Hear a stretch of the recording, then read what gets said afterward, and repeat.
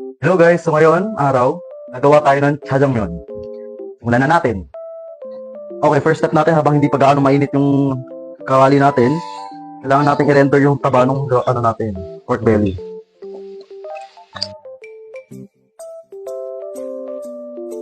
Okay, bago pa maging translucent yung onion natin, susunod na natin yung patatas. Ngayon, kapag medyo nagisa-gisa na yung mga gulay natin, igigisa naman natin yung black bean sauce. Importante nagigisa to. Okay, yan muna. Ngayon, nagisa na natin lahat. Lagyan na natin ng tubig. Tapos, pangkukuluan natin for 10 minutes.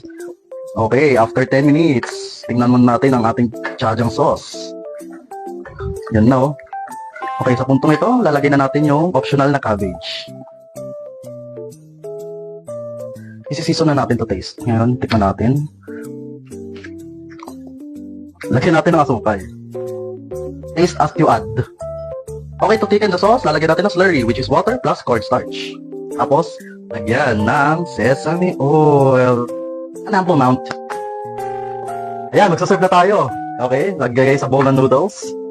Then, magsalok ng ating jjajang sauce. Gagarnishan natin ng freshly julienne cut na pepino. Then, sesame seeds.